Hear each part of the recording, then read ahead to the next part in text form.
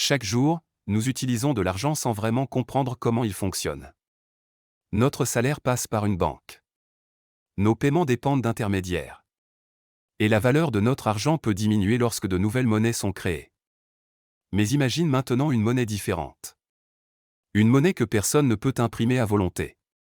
Une monnaie que tu peux envoyer à quelqu'un, n'importe où dans le monde, sans autorisation et sans banque. Une monnaie accessible 24 heures sur 24, même un dimanche soir, même à l'autre bout de la planète. Cette monnaie existe déjà. Elle s'appelle Bitcoin. Dans cette vidéo, tu vas comprendre simplement ce qu'est Bitcoin, comment il fonctionne, pourquoi de plus en plus de personnes s'y intéressent et comment tu peux en obtenir facilement. Bitcoin apparaît en 2008, juste après une grande crise financière mondiale. Une personne ou un groupe utilisant le pseudonyme Satoshi Nakamoto publie alors un document expliquant une idée révolutionnaire, créer une monnaie numérique indépendante des banques. Contrairement à l'euro ou au dollar, Bitcoin n'est contrôlé par aucun gouvernement. Il n'existe pas sous forme de pièces ou de billets. C'est simplement un programme informatique partagé par des milliers d'ordinateurs à travers le monde. Personne ne possède Bitcoin. Tout le monde peut l'utiliser. Et ses règles sont publiques et identiques pour tous. Pour fonctionner sans banque, Bitcoin utilise une technologie appelée blockchain. Imagine un immense registre comptable accessible publiquement. Chaque transaction effectuée est inscrite dans ce registre. Lorsque tu envoies du Bitcoin, le réseau vérifie que tu possèdes bien les fonds. Puis la transaction est regroupée avec d'autres dans un bloc. Des ordinateurs spécialisés, appelés mineurs, sécurisent ensuite ce bloc grâce à des calculs cryptographiques complexes.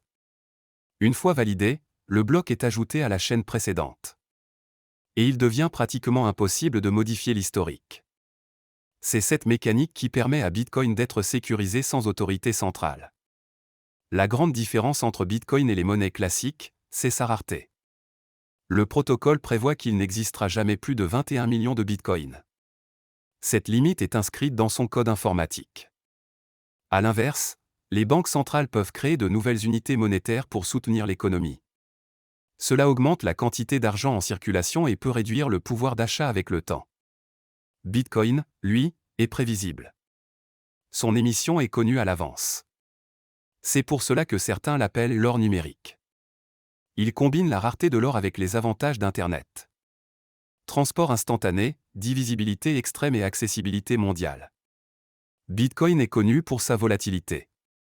Son prix peut varier fortement en quelques jours ou quelques semaines. Mais lorsqu'on observe son évolution sur plusieurs années, on remarque une tendance globale à la hausse malgré des cycles de correction importants. De nombreux investisseurs l'utilisent aujourd'hui comme une diversification de portefeuille, une réserve de valeur numérique ou une exposition à une technologie émergente. La règle essentielle reste simple. Investir progressivement et uniquement ce que l'on accepte de voir fluctuer. Contrairement aux idées reçues, acheter du Bitcoin aujourd'hui ne demande aucune compétence technique. Des applications permettent d'en acheter presque aussi simplement qu'on utilise une banque en ligne. Personnellement, j'utilise DeBlock, une néobanque crypto pensée pour simplifier l'accès aux actifs numériques.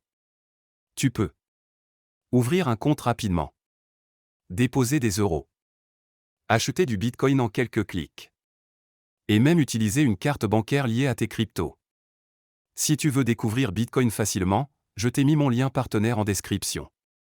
En passant par ce lien, tu soutiens directement la chaîne et tu peux profiter d'éventuels avantages de bienvenue.